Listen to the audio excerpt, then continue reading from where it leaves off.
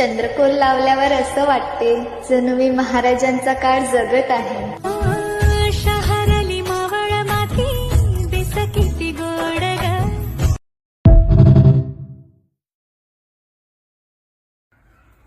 जय शिवराय.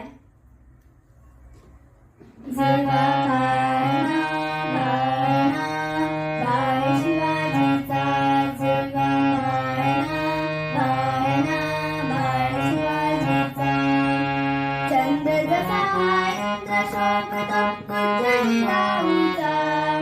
चंद्र जसा इंद्र शोभतो पुतळी राऊचा.